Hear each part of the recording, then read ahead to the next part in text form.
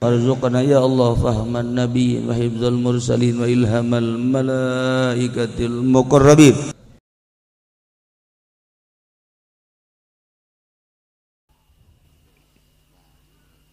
Assalamualaikum warahmatullahi wabarakatuh.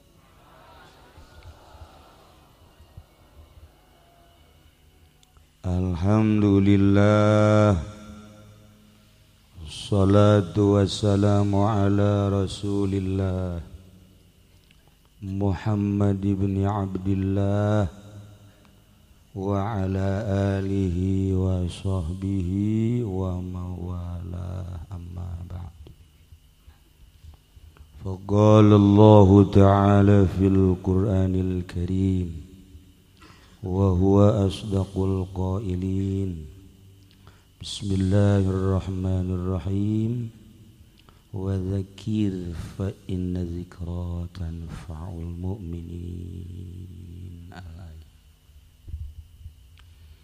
Langkung tipayun urang sami-sami nyanggakeun puja sinereng puji ka Gusti Allah anu Maha Suci, parantos masihan tina rupa-rupa nikmat ka urang sadayana, terutama nikmat anu kacida pisan ageungna nyaeta nikmat iman sinareng Islam.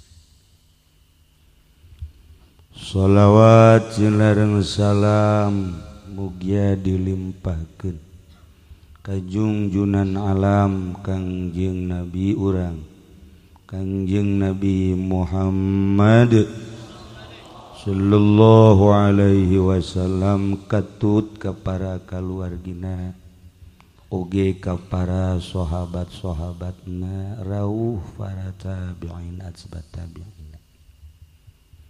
al mukarramun, para alimil ulama, para asatid, para rekan-rekan seperjuangan waktu di dia, khususna umumna para rekan saantero, para tokoh masyarakat, para santri, wabil khusus pisan keluarga almarhum al-maghfurlah.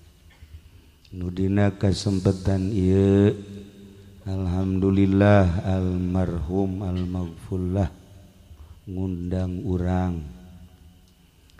Tina undangan almarhum tergerak hate urang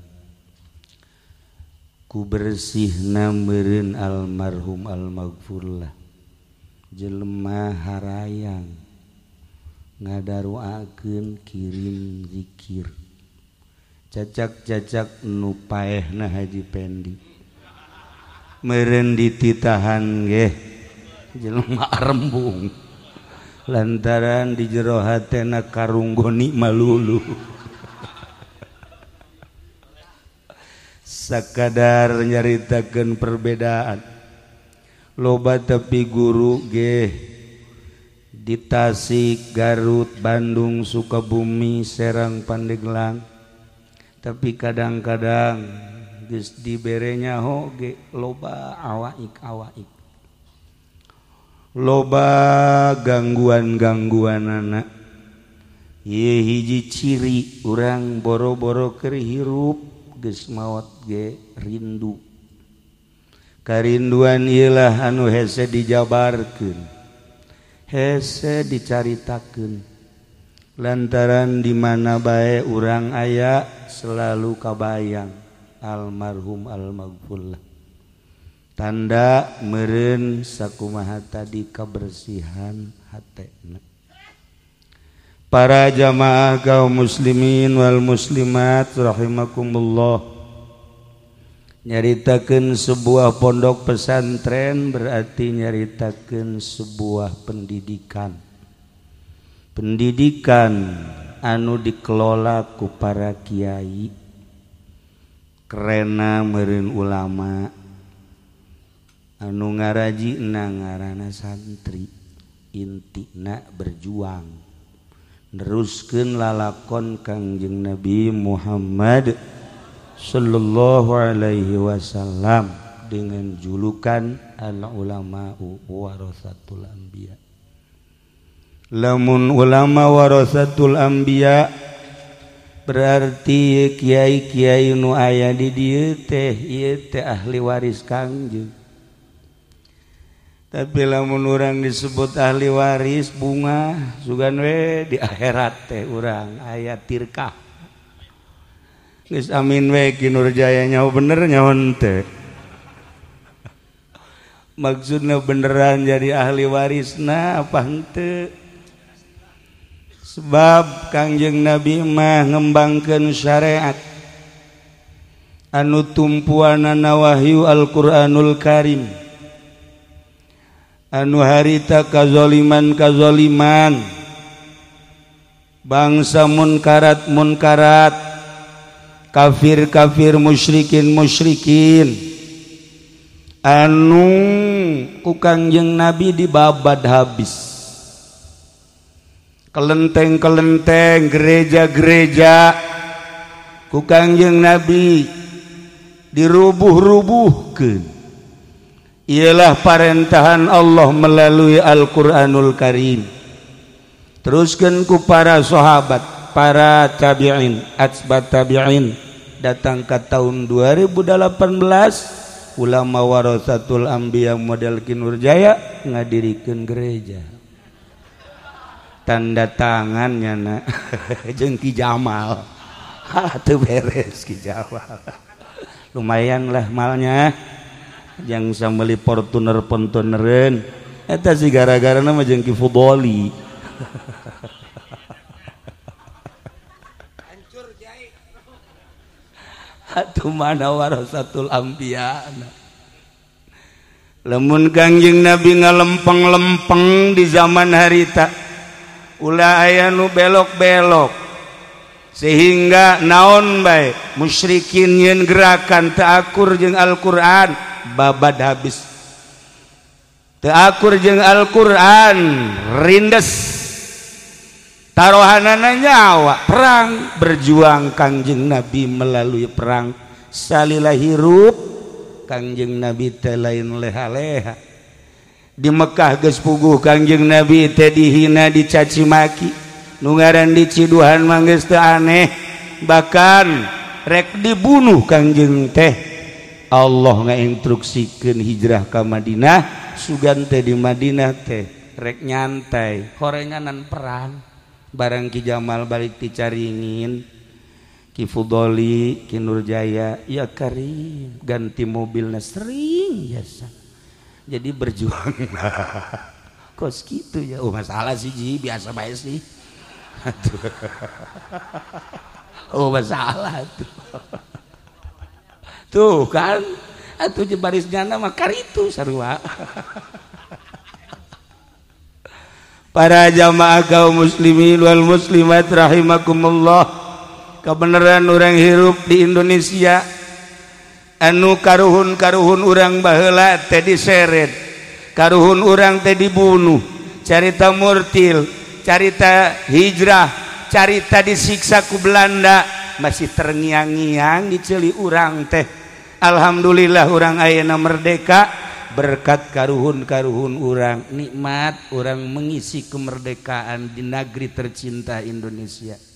Malah alhamdulillah segala kaistana eta ge salah satu kemajuan, salah satu keistimewaan bahwa ulama diterima di tengah-tengah negara Indonesia. Jaki Nurjaya ge meureun hayangeun diondang ka istanangan tadi teh atuh naon deuleueuna urang istana kanyana sapira mencitan sapi nya kitu ge loba anu henteu bener babelianana.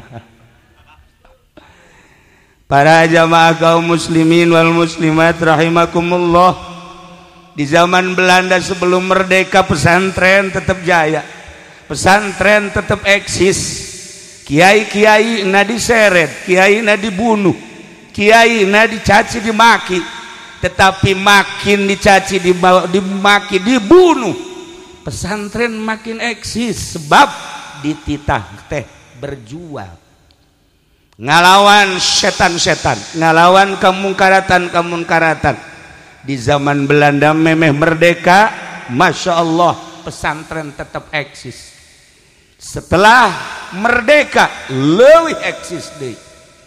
Bermunculan pondok pesantren di berbagai provinsi. Datang ke ayeuna alhamdulillahirabbil alamin. Mun ditanya nu diperjuangkeun ku para kiai naon ayeuna? Mun ditanya anu leuleumpangan ka pendopo naon nu diperjuangkeun? Nu leuleumpangan ka provinsi naon nu diperjuangkeun? Nu leuleumpangan ka istana nu diperjuangkeun teh naon? Nah iyalah urang masih kene himeng ketika urang ditanya nu diperjuangkeun ku ulama teh naon sih sabenerna. Ja merdeka geus, bupati ja aya, gubernur ja jelas, presiden ja silih ganti. Nah ieu lamun Ki Nurjaya dipanggil ka istana nu diperjuangkeun teh naon? Jawab atuh Ji. Atuh jawab. Naon nu diperjuangkeun? Tuh. Masya Allah karim. Sagadang engkeuy-engkeuyan mun ditanya nu diperjuangkeun teh naon? Guru kula Ayah Banjar. Guru kula alhamdulillah putra-putra ayah ketika masantren ka dieu almarhum almagfulah bau cunanya sabaraha tahun cenah di Banjar. Ulah nanya tahun bah lah pokokna mah. Tamat pengen aya nu teu kacoret mah. Cak abah kunaon teh di ditu ngaji ka dieu di dieu geunang di ditu cek atuh lain deui bah hayang deuleu beungeut abah beh ih sia mah lalagaan kula jeung almarhum. Nah Ayah Banjar teh istimewa. Kemudian ka belah dieu ka Mama Bakri sangat istimewa. Komo ka Gentur ka Keresek. Mama Keresek mun urang kuari ngaju jamul jawame di Mama Syujai hadiahna ka Mama Keresek. Urang ngaji ukudul juman syamsiah hadiahna ka Mama Keresek. Mama Nahrawi teh lain lalagaan ojol ngaji jeung Mama Syatibi. Mama Syatibi boga ukudul juman, Mama Keresek boga syamsiah. Tidinya ieu urang ojol lah ngaji duaan nu ieu ngawurukan syamsiah nu ieu ngaji ukudul juman duanana jadi kiai ngebeledug di Jawa Barat. Ai Ki Nurjaya jeung Ki Jamal jangan mah ojol Fortuner. Lain ojol ngaji mah geus bisa lah cenah mending ieu beda ya Karim.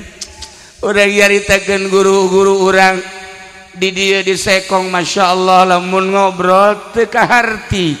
Kula osok nelaah mun ngobrol teh aya Karim teu kaharti.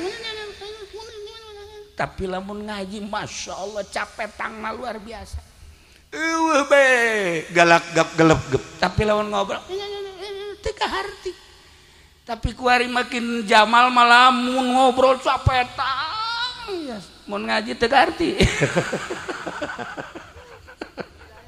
Teu Ki Nurjaya mah leuwih tamanya mah. Ieu masa kadar nyaritakeun luar biasa guru-guru urang.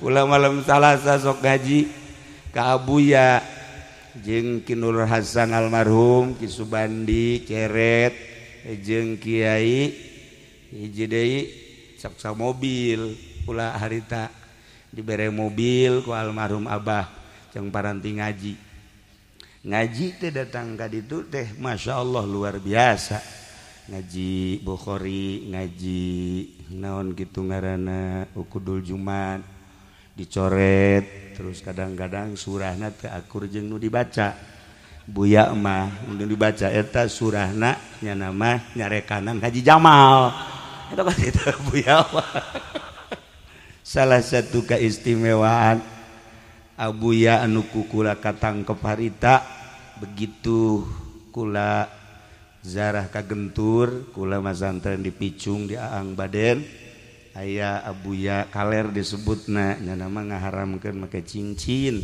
lantaran narik-narik kadaria.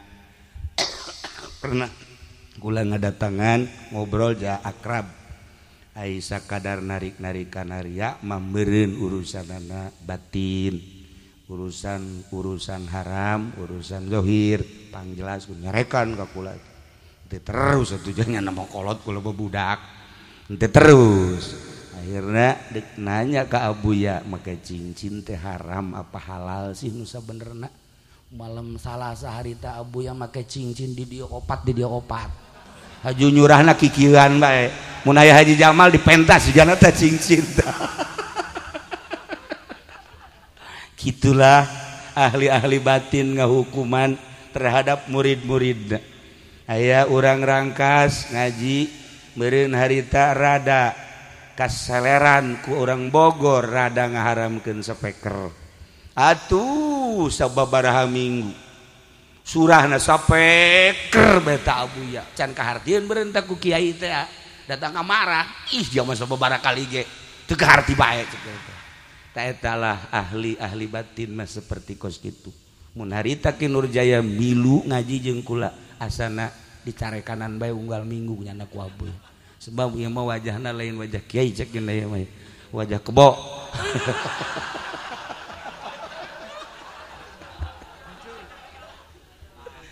Gitulah guru-guru urang. Kadieulah alhamdulillah sangat piawai. Kula sering lalagaan jeung almarhum, sering heureuyan jeung almarhum lantaran meureun ngarasa bahwa kula pernah di Banjar, kemudian almarhum atuh jeung Abah sangat erat, akrab anu luar biasa, katawaduanana nu pohara.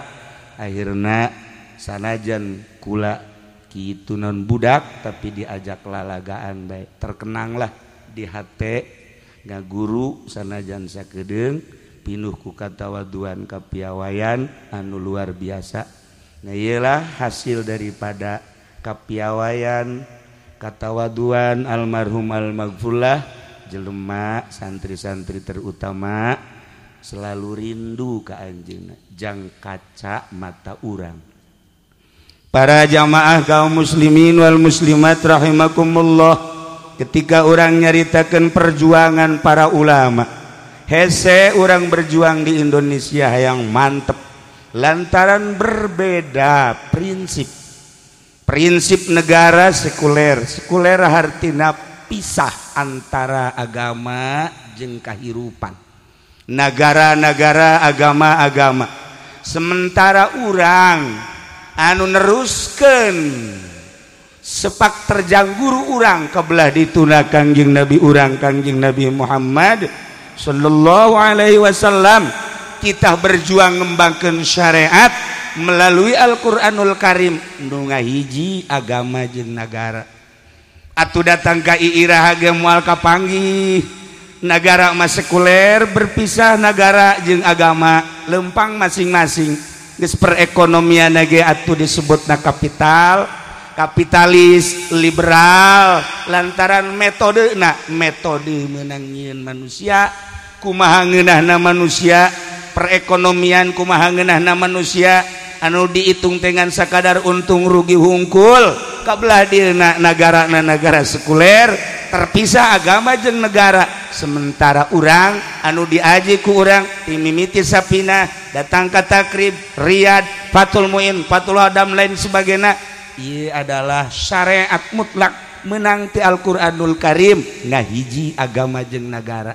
Datang ka iraha deuk akur aja moal kajen ku kumaha geus bantak sakumaha tadi guru-guru urang lain teu paham ngan sanggeusna paham horenganan moal ungkulan daripada urang haju hihiberan teu paruguh mendingan cara ricing we khusus ubudiah we ka Gusti Allah. Gitulah sepak terjang guru-guru urang baik di wetan maupun di kulon, sebab berbenturan ketika aya sesuatu anu ku urang rek diperjuangkeun pasti urang melalui negara. Perjuangan agama melalui negara saha anu endek ngabela urang, DPR mana nu endek ngabela, bupati mana nu endek ngabela, gubernur mana nu endek ngabela, sebab prinsipna anu berbeda. Lain berarti haju urang anti ka pamarentah, lain berarti haju urang cul dog tinggal igel, tetapi orang ukur orang mah urang sakikieu nya namanya anak sakikituna geus atuh meureun mun di duniana beda di akhiratna ge beda pastilah beda atuh pasti nya nama engke jeung Haji Pendi kakenca urang mah kakatuh gitulah para jamaah kaum muslimin wal muslimat rahimakumullah diperjuangkan kumaha bae ge lain rek memperjuangkan agama lain rek memperjuangkan syariat lantaran putus perjuangan agama jeung syariat setelah ku urang diteliti jeung dikaji baca ku urang ngobrol urang telaah ku urang moal kapanggih datang ka kumaha oge geus sabaraha menteri nu talar Quran sabaraha gubernur talar Quran di DPR teh talalar Quran tetapi Quran tinggal Quran lantaran kandas nu rek memperjuangkan agama di Indonesia hanya ieu nu memperjuangkan agama innalillahi ibadan sayyidina Gusti Allah ngabogaan hamba-hamba anu hamba-hamba eta berbeda jeung nu sejen nya nama anu selalu diciptakeun ku Gusti Allah teh jang hadaman Allah anu diciptakeun ku Gusti Allah teh jang cinta ka Allah anu diciptakeun ku Gusti Allah teh jang bener-bener rindu ka Gusti Allah anu diciptakeun ku Gusti Allah teh jang tingalieun umat bahwa nyana adalah bener-bener memperjuangkan Allah di tengah-tengah jelema tengah-tengah masyarakat tengah-tengah negara anu keur teu memperjuangkan agama tapi cul bae ya Allah aya Kiai Haji Jamal memperjuangkan agama jeung Ki Fudoli unggal peuting beda-beda panggung suganten perjuangan agama horenganan ganti mobil masalah siji biasa bae sih alhamdulillahirabbil alamin ku sakitu ge geus luar biasa nah iyalah para jamaah jang sakadar gambaran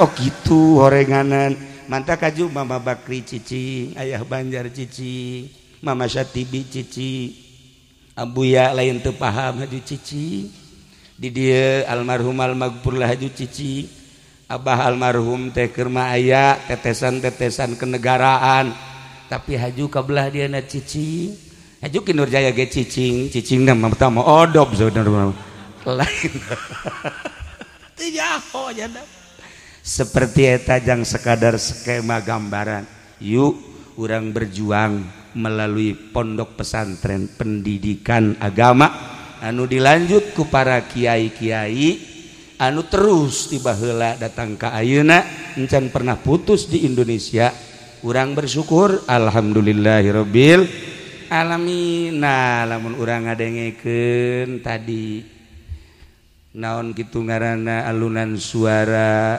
Kiai Badus Salam mun tadi nyaho kitu mah duetkeun jeung Haji Pendi gula hayang nyaho duet gitu tah kumaha coba reaksi nak nyada di jalan ge geus ngomong bae bisi Badus Salam bejaan duetkeun cek kula teh lain diduetkeun adukeun habak suara eta sangat mendukung ketika urang maca Quran tambah ku makharijul huruf ditambah ku seni-senina geus jelas Kangjeng Nabi nitah abeh urang teh betah maca Quran teh urang ngadengekeun Kiai Badus Salam Kiai Rajib jeung nu sejenna abet teh betah coba ngadenge si eta coba ya 5 menit bae asana peureup daratang mah aya nu ngeunaheun ngajina aya nu ngeunaheun cicingna nah isi mah ngeunaheun cicing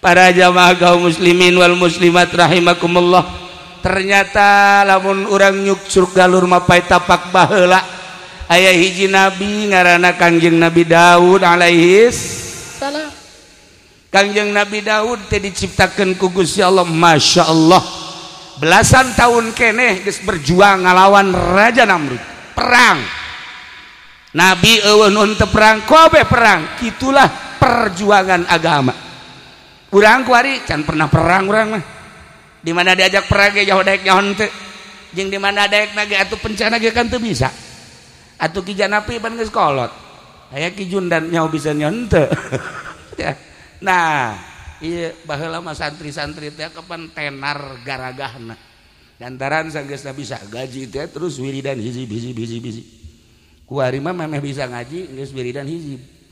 Jadi begitu balik lain magahan ngaji hikmat. Itu ki Nurjaya pan magahan ngaji henteu hikmat henteu. Tamat. Setengah-setengah. Tapi lu jelas bah ketika berangkat perang mah atuh ke aya bae muncul. Boh di Indonesia mah boro-boro perang merangan agama. Merangan jahe gitu terus baik. Santri ge geus pulentang palantingnya geus nyawa taruhannya pohara. Para jamaah kaum muslimin wal muslimat rahimakumullah. Kangjeng Nabi Daud teh diciptakeun ku Gusti Allah. Masya Allah nu paling istimewa suarana. Suara Kangjeng Nabi Daud malain lalagaan. Kafal maul jari anjiryani ketika Kangjeng Nabi Daud macakeun Zabur wa idza talautu zabura kafal maul jari anjiryani mun Kangjeng Nabi Daud macakeun kitab Zabur cai nu keur lempang ret eureun Masya Allah wa taskuduhu buburya angin keur ngagelebuk eureun Masya Allah eta ku suara Kangjeng Nabi Daud poharana lain lalagaan wa tuzillu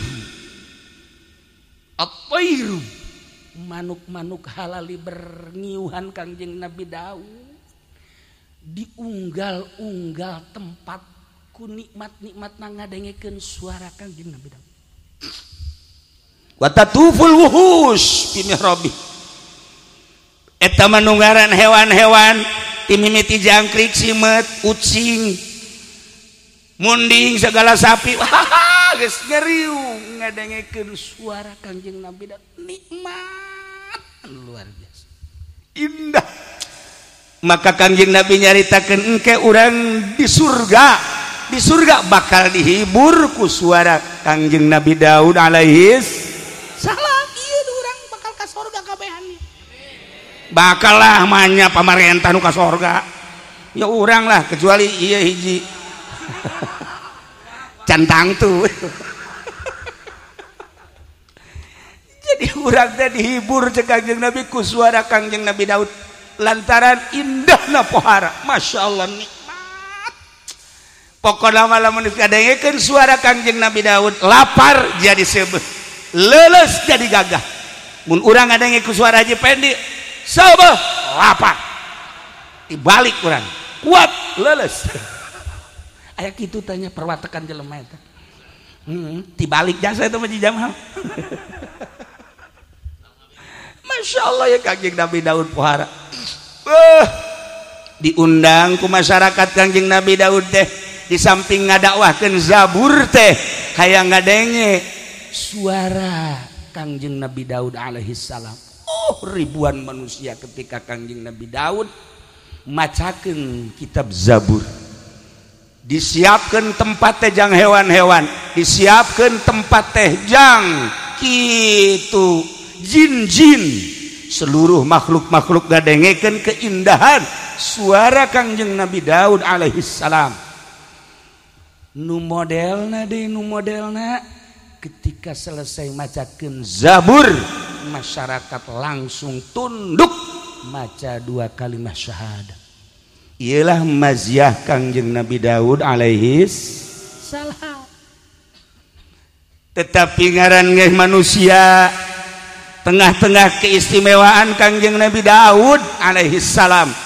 begitu Kangjeng Nabi Daud macakeun surat Zabur cai nu biasa eureun teu eureun manuk nu biasa halali bercaricing di luhur ieu mah endahan ngararising hiber jauh kitu kene sato-sato hewan atuh tata dina ngeriung di Kangjeng Nabi Daud alaihi salam saat eta Masya Allah hewan sing belecir teu daek gadengekeun urang lamun nyaritakeun Imam Haram aya urang Garut Kiai Siroj jadi Imam Haram Mekah Masya Allah pernah nyana jadi imam ruku sujud ruku deui makmum masih keneh nangtung keneh bae percis ki soleh Banten Jadi di Indonesia nu suarana bagus teh loba nu sebenarnya nu dipasang di Mekah.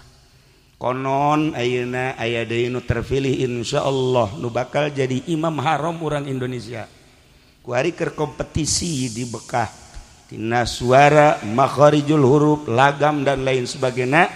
Tina 40 kori Indonesia aya hiji nu terpilih. Kuari keur digodog encan dimunculkan ke bakal timbul jadi imam haram insyaallah.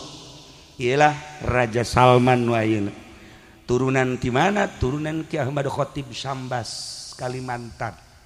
Nah masih gana digodog ayeuna ge aya kekurangan saeutik deui mah tetapi geus lulus jadi nilaina kudu 90,100. Nah ieu nilaina 89 kurang hiji.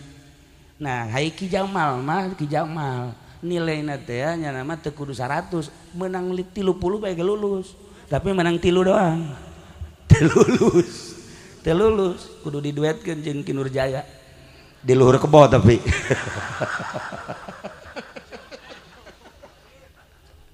Ya Allah ya Rabb. Aya beta keistimewaan urang Indonesia insyaallah. Nah, Kangjeng Nabi Daud ngahulang aya naon ieu cek Kangjeng Nabi Daud. Suara-suara ieu keneh jelemana aing keneh. Haju diangkat nabi ku Gusti, diangkat rasul ku Gusti. Kunaon ieu jadi kieu? Bacakeun deui ku Kangjeng Nabi Daud. Masyaallah. Nu kamari mah cai teh sakadar teu eureun ku ari mah kenceng. Teu daekeun ngadengekeun manuk kitu keneh. Satu hewan sing belecir teu daekeun ngadengekeun. Ajib. Heran Kangjeng Nabi Daud saminggu manehanana tadarru ka Gusti Allah tahazzun wa tahassur. Ya Allah ya Rabb aya naon ieu teh? Terus Kangjeng Nabi Daud macakeun deui. Lain makin mantap tetapi makin ditaringgalkeun. Jelema geus teu dengerekeun ngadengekeun nu tadina diondang nyana ku masyarakat. Ku ari mah geus eueuh nu ngondang. Nu tadina ketika nyana macakeun masyarakat ya Allah. Ngeunaheunana ku ari mah Daud jeudeuh maca Zabur mah baca bae kula balik heula ceuk. Percis ku saji pede mah maca. Nyana pernah terjadi mah maca nu boga imahna ge indit. Atuh pan. Parah aja sapanta mah. Biasana mah kan mustame doang nu indit, ieu mah nu boga imahna ge indit. Geus teu ngurusan tah mah geus teu ngurusan. Parah. Nah, aya naon tuh terjadi? Akhirna badahanana ceurik ka Gusti Allah. Ceurik terus ka Gusti Allah Kangjeng Nabi Daud alaihi salam. Suara ieu keneh, jelemana ieu keneh, zaburna ieu keneh. Dibaca seperti kitu tetapi kok berbeda. Atarhamu ya Rabb, apakah Gusti henteu nyaah teu welas pangeran? Cek Kangjeng Nabi kasrota bukai loba ceurik abdi nying ceurikan kunaon jeung kunaon bertanya-tanya Kangjeng Nabi Daud teh tapi can dijawab bae ku Gusti Allah teh nanya deui ka Gusti Allah can dijawab nanya deui ketika Gusti Allah ngajawab hei Daud boro-boro pangkat maneh aing nyiptakeun Adam di sorga manusia nu pertama ku aing diistimewakeun segala rupa sorga jang Adam. Setelah eta keung nyana sorangan diciptakeun ku aing pamajikanana nikmati ku maneh ta sorga jeung pamajikan maneh asal ulah maksiat sia ka aing cek Gusti Allah. Ketika Kangjeng Nabi Adam menikmati segala rupa di sorga digodalah ku setan maksiatlah menurut zahirna Kangjeng Nabi Adam.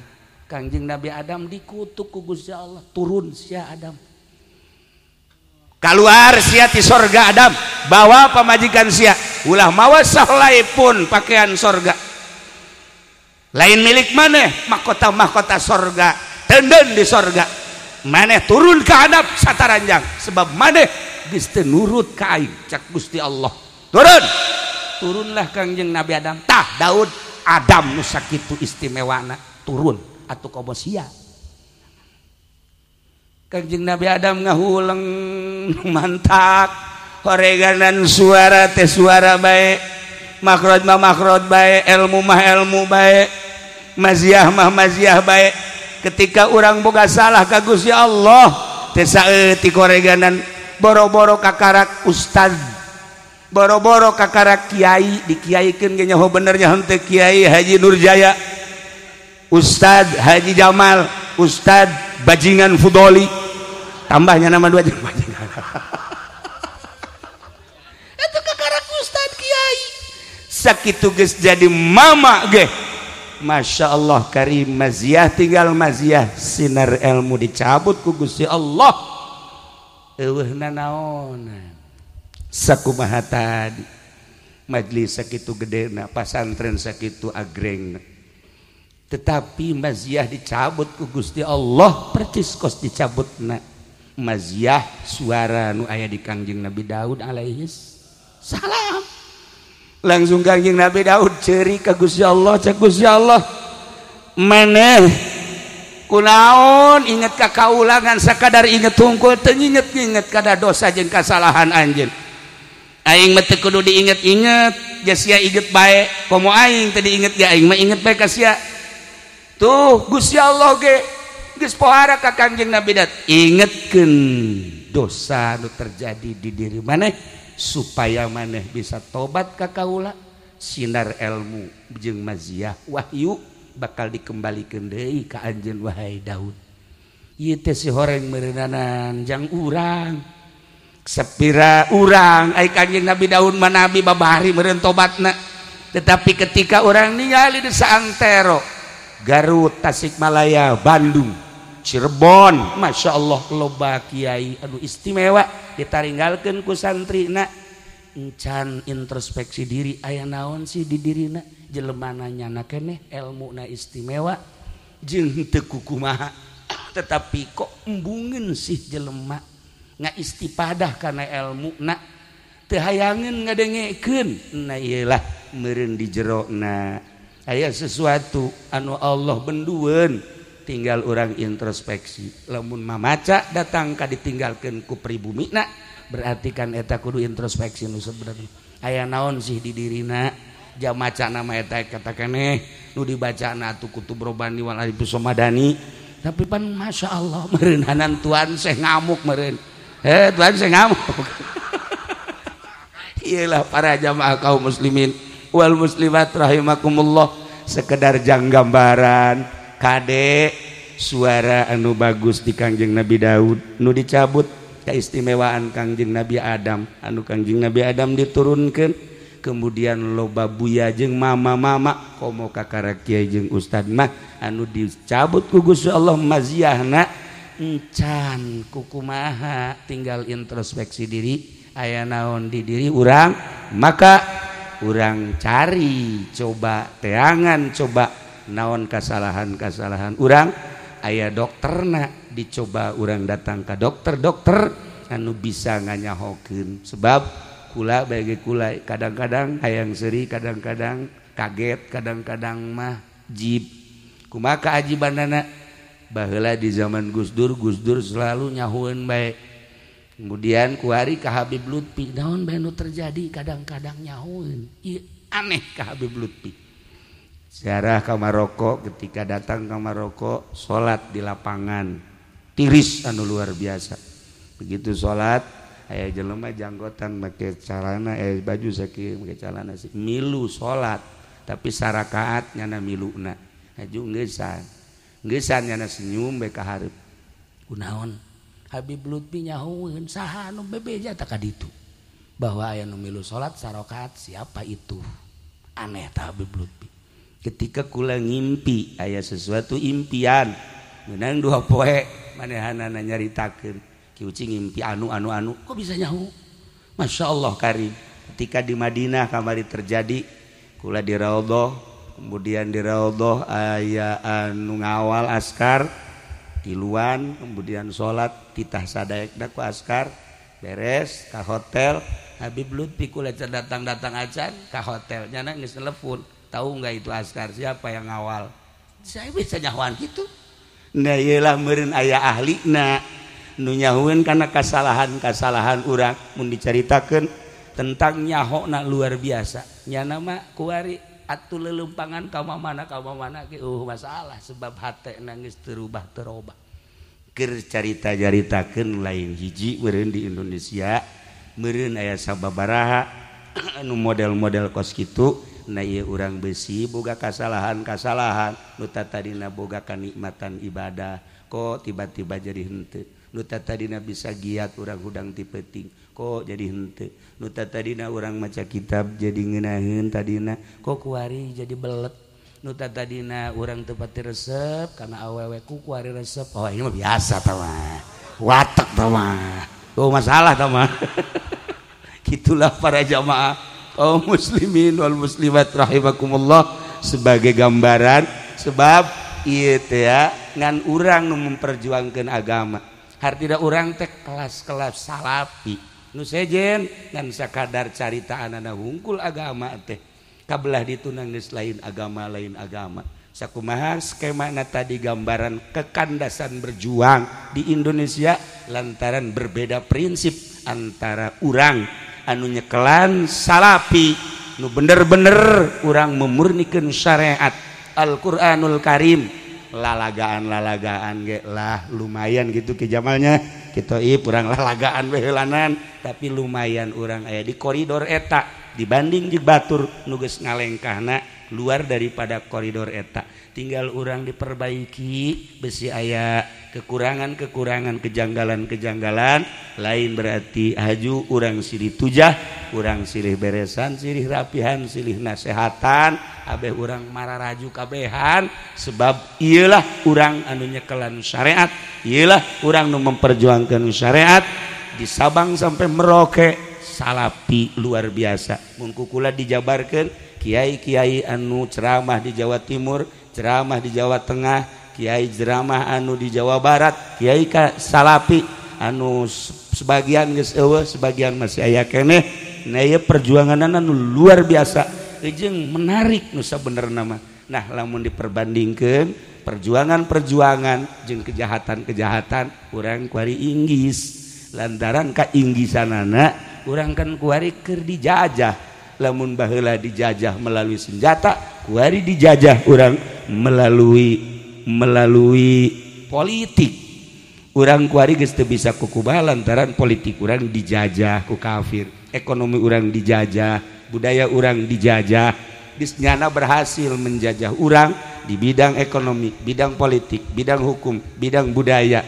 urang makan jalan di tempat sementara birokrasi terus kumanehana diopenan ganti presiden ganti menteri ganti presiden nyana makin menjadi-jadi penjajahanana urang terlena jeung teu nyaho geus datang ka mana perjuangan nyana menjajah urang perjuangan urang geus datang ka mana urang kan teu nyaho kaya lah sakitu geus urang mah urang bae sakikieuna urang mah nu penting urang gabehan aya dina ridho Allah Subhanahu wa taala. Terakhir urang cinta jasa ka almarhum almaghfurlah yu urang doakeun abeh doana babalik ka urang mudah-mudahan guru urang dihampura sakabeh dosana dilegakeun di kuburanana dicaangkeun di kuburanana dibere kanikmatan kubur ku Gusti Allah tur anjeunna ngadoakeun ka urang mudah-mudahan urang disinaran ku Allah melalui doa almarhum almaghfurlah sehingga kasalahan-kasalahan urang bisa dileungitkeun ku Gusti Allah jadi cerdas otak urang cerdas dina ilmu cerdas dina ibadah kablah dituna mah urang jadi ma'rifatullah wa rasuluh amin ya rabbal alamin guru-guru urang di dieu khususna urang doakeun mudah-mudahan dibere tawakal jeung kasabaran tur kakuatan sehingga eueuh deui di Kabupaten Tangerang dik masantrenkeun ka mana iwal ti ka dieu jang Fatul Muin mah nu sejen-sejen ge aya sarua mudah-mudahan urang doakeun pada kararuat deui. Nah jeung mudah-mudahan nunggu skala luar di pondok pesantren mana bae urang doakeun mudah-mudahan mabruk ilmu-ilmuna bisa ngembangkeun ilmu-ilmu syariat ilmu agama aya dina ridho Allah Subhanahu wa taala sakitu pihatur teu sim kuring hapunten tina samudaya kalepatan sareng kakiranganana urang silih doakeun kula ngadoakeun kula doakeun atuh ieu rewang-rewang kula nu mantak wani ge Kaki Nurjaya atuh Kaki Toib saking Ki Jamal sering kapanggih komo atuh Ki Fudoli mah mah geus jadi alo kula kemudian atuh malam Salasa kaparanggih bae ieu mah nu ieu mah Ki Wahab sagala si Zainuddin ki Badussalam malam Jumat gitu keneh padahal mah diulah-ulah ki Wahab geus teu kudu ngaji ka kula jeung mah kolot jeung lah teu rasa baralengkah deui ngeunah mah kan tapi ngaji keneh bae jeung sajabana sagala ki ator jeung nu sejen-sejena geus mererenan urang kualibat sakali deui urang ulah aya suuzon ulah aya pesimis urang silih rojong silih doakeun jeung urang silih pihanean sakitu. Wallahul muwaffiq ila aqwamit thoriq. Wassalamualaikum warahmatullahi wabarakatuh. Allahumma shalli wa sallim ala sayyidina Muhammadin fil awwalin wal akhirin. Barik wa sallim wa radiyallahu ta'ala an sadatina ashabi sayyidina Rasulillah ajma'in. Ya Allah ya rabbal alamin. Allahumma arinal haqqa haqqan warzuqna tiba'ah wa arinal batila batila warzuqna jinabah wa la taj'alhu mutashabbihan alaina fanattabi'al hawa. Allahumma ihdina siratal mustaqim. Allahumma ihdina siratal mustaqim. Allahumma ihdina siratal mustaqim. صراط الذين أنعمت عليهم من النبيين والصديقين والشهداء والصالحين وحسن أولئك رفيقا ذلك الفضل من الله وكفى بالله عليما اللهم ارحم أمة سيدنا محمد اللهم اجبر أمة سيدنا محمد اللهم أصلح أمة سيدنا محمد اللهم فرج عن أمة سيدنا محمد صلى الله عليه وسلم اللهم انفعنا بما علمتنا وعلمنا ما ينفعنا وزدنا علما ويقينا وزدنا علما ويقينا وزدنا علما ويقينا والحمد لله على كل حال ونعوذ بالله من كل حال أهل النار ربنا تقبل منا إنك أنت السميع العليم وتب علينا إنك أنت التواب الرحيم وصل وسلم على جميع الأنبياء والمرسلين والحمد لله رب العالمين تقبل يا كريم.